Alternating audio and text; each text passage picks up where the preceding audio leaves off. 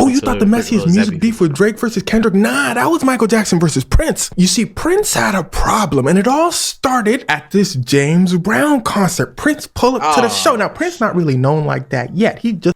I swear, any story that involves James Brown, bro, like, shit just get crazy messy real fast. Coming up. He's sitting in the concert. He said, man, this thing lit. He started hearing people whispering, look, Michael Jackson over there, Michael Jackson over there. Now, you got to understand, Michael Jackson's been a star his whole life. He wasn't Michael Jackson yet, but like he was still a star. James Brown obviously recognizes him. James Brown has known him since Michael Jackson was a little kid. James Brown said, Michael, what you doing down there? Come up on stage. Michael says, me? Michael pulls up on stage. Whole time, Prince still watching. He in the crowd. Remember that? James said, come on, Mike, you got to sing something for us. Mike says, stop it. I can't have. He turns into Mike Jack. Bro starts going insane on stage. Peep bro's leg orientation. You know he was killing it. Look at James Brown. He going down. And that's the king. Now here's the first time things start to get wicked. It's going to get wicked 3 times throughout this video. I told you it was messy. 3. Michael Jackson hugs James. He said, man, appreciate you. There's an artist named Prince out there. Can you invite him on stage? This is the exact moment Michael Jackson whispers this to James Brown. He says, invite Prince on stage. James said, who? Mike said, his name is Prince. Just invite him on stage for me real quick. Now I know what you're thinking. Oh, that was really nice of Michael Jackson. And you see, all throughout their careers, the media had been putting them against each other. Michael Jackson said, who hot is me? The media said, Prince. Peep the title. So that night, Michael Jackson said, all right, we're going to find out who. Nah, bro. There's plenty of stories about Michael Jackson being super petty. And it's not even like it's petty where it's like, oh, he did too much. It's like petty with class, bro. Petty with class. Ooh, really like that. And Michael Jackson knows what he just did on stage. There ain't no following that. Plus, on top of everything, Michael Jackson understood that the audience was James Brown fans. And James Brown was basically passing the torch to Michael Jackson, saying Michael Jackson is next up. If you like James Brown, you'll probably like Michael Jackson. Prince, very experimental, very avant-garde. Yeah, Prince was like, he's better than Sauce Walker, but like, y'all know how like Sauce and then like Young Thug and them was wearing dresses and shit, and we was all like, what the hell are they doing? Prince and them was already on that, bro. Like, but they just did it with a certain swag that you can't copy, that you can't manufacture. Like, a swag we not going to question, bro. Like, he embodied that shit. Might not be the right crowd. See, while everyone was cheering, Michael and Prince were playing a game of chess. Prince is in the audience understanding what Michael's doing, saying, ooh. He looks at one of his backup singers. He says, what do I do up there? She goes, I don't know. So James Brown calls Prince up. Prince goes up and, well, he embarrasses himself in front of his idol, James Brown. Look at James Brown's face. He said, ooh. Oh, and it's worse than you think. He starts playing the guitar, but he doesn't really know what to play, so he stops. He then takes off his shirt and he screams into the mic. Everyone like, oh, nobody feeling it. So Prince tries to lead the stage. He grabs on a lamppost and it falls, and he falls on the stage. Everyone like, oh. This is where Prince's villain story starts. This is it. Damn, Prince said. Michael said. Prince said, oh, it's on now. Word on the street from Quincy Jones. Prince tries to run over Michael Jackson in the parking lot with his motorcycle. Michael Jackson spun around. He said, ooh, can't touch me. Prince riding away said, I'm going to see you on the charts, Mike. Oh, and Prince tried to run him over. Oh, shit. He saw him on the charts, all right, but Prince, like everybody else, was looking up. See, Mike Jack had just dropped Thriller. The comparison stopped. It was Michael Jackson and everyone else. Prince said, I ain't going out like that. Since Michael Jackson made Thriller like a movie style, Prince decides to drop a movie of his own, Purple Rain, and it was a masterpiece. Yeah. The comparison started up again. And here's where things start to get wicked part 2. Michael Jackson said, yo, this is so weird. Look, somebody call Prince and invite him to come sing with us on We Are the World, a huge charitable song sung by the biggest artists at the time. They all came together to sing this song. They call up Prince. In fact, Lionel Richie calls Prince. Prince says, I need my own room. Lana said, I got the biggest artist in the world in one room. I can't give you your own separate room. How that finna look? Prince said, oh, okay. Well, I guess I could just play guitar though. I don't really want to sing with everybody. Lionel said, I got the biggest guitarist in the world, Bob Dylan and them. What you talking about? Like, no, bro, we need you on the vocals. Prince said, first of all, watch your tone.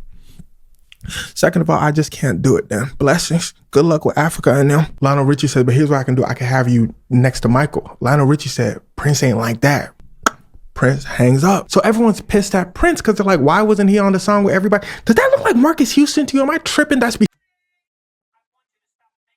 does look like Marcus Houston though. Like, I don't know. We might not be tripping, but nonetheless, definitely, bro. Prince. Oh man, I always wonder what made Prince just have that killer vibe to him, and I can only imagine if it sounds like he got Homelandered, like he was trying to be good, and then you got this fucking guy coming out of nowhere, bro. Like, and then we being compared. Oh man, bro, he had to be seething. Besides the point, everybody pissed at Prince.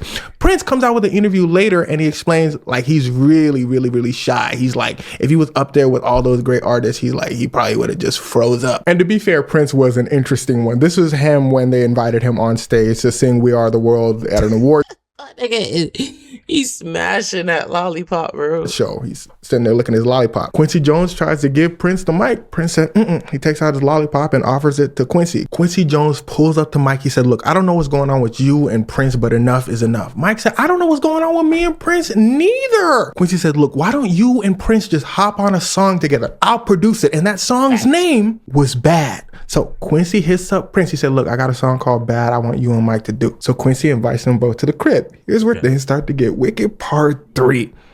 Prince and Mike both pull up. Quincy said, look. So Prince said, let me stop you right there. So the opening line is, your butt is mine. What? Who's going to sing that part? Quincy said, well, of course, Michael Jackson. Prince said, who you going to be singing it to? Quincy said his op, like the person he's going against. Wesley Snipes' character in Bad was actually supposed to be Prince. Prince said, nah. Michael said, Prince, it's just a song. Chill. Prince said, don't tell me to chill. Michael said, man, I'll tell you to chill if I want to tell you to chill, boy. Michael Jackson's voice could get pretty deep. Prince said, boy, my voice already deep. Now what? Quincy said, y'all gotta chill, bro. Not in my house, dog. Yeah, y'all gotta Prince chill. leaves. It's safe to say he did not do the song, but he makes his own version of the song and sends it to Michael anyway, basically saying, this is how it should sound. Michael said, ooh, that boy go, ooh. When Michael made this cover, he was probably thinking about Prince. Nah, facts, bro. Like, yeah, that's a very princess vibe. Damn, them boys was fighting. Now, here's something else I found really interesting that I think applies to the story. Prince, this is way before Prince is famous too. He went out with Michael Jackson a few times because he was going out with Michael Jackson's older sister, LaToya Jackson. Everyone had a crush on LaToya Jackson. Prince pulled up to her, again, way before he's famous, and he said, you know what? I got pictures of you. I'm in love with you. She said, look, I'm a strict Jehovah's Witness, which Michael Jackson's family was, strict Jehovah's Witness. And she's like, I don't really date like that, but we can kind of go out skating and, you know, I'm gonna bring my brothers and all that. Michael Jackson and his brothers pull up. Right. They see Prince. You know, they hung out a few times. So Michael Jackson knew of Prince even before, you know, the whole rivalry really started in the media. And why I mentioned this is, I'm gonna mention one more thing. Michael Jackson and Prince are also like a few months apart, and they're from the same area, the Midwest United States. Bro, all this talent in this little area, bro, and you know what, bro? That's it always makes sense, bro. These niggas does not finish sharing that talent. That it's even worse because now knowing now what I know and the fact of like him date like that, I never knew that. They like lived in close areas, proximities from each other. So if you think about it, Prince dated his sister. He always knew about Prince. He knew Prince was a super talented, good-looking guy. Michael Jackson, super talented, good-looking guy. They're from the same area, have pretty much the same birthdays. Like, people were always gonna compare them. Yeah. They had so much in common that a rivalry is inevitable if you think about it. Now, throughout the years, they would still troll each other. And it was mainly Prince trolling Michael Jackson. Like, he would pull up to Michael Jackson's concerts with his hood on so he wouldn't, you know, get any attention. Then he would be like, you know what, screw it. Take his hood off and start running, right? The whole crowd looking at Prince while Michael Jackson's on stage performing. Bro. These are grown men, by the way. Like, And Michael Jackson's like, Ooh, multiple celebrities come out, say like when they're hanging out with either one of them, like Michael Jackson or Prince, and the other person like walk by, like let's say Chris Tucker was hanging out with Michael Jackson. He said when Prince was walking by, Prince just stared at them like, oh, what are you doing here type thing. Oh, it wasn't like evil, but it was, and then, you know, at the end of the night, Prince like walks up to them and he's like, Michael.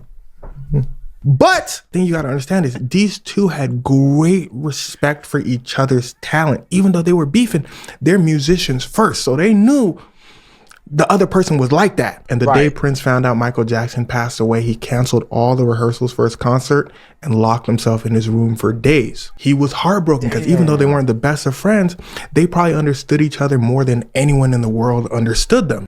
That's usually how great anime rivalries happen. And of course, Prince passed away in 2016, so rest in peace to both of these legends. Oh, that shit, that's crazy. I never knew that. Oh my God, bro. Like, I never freaking knew that. Like...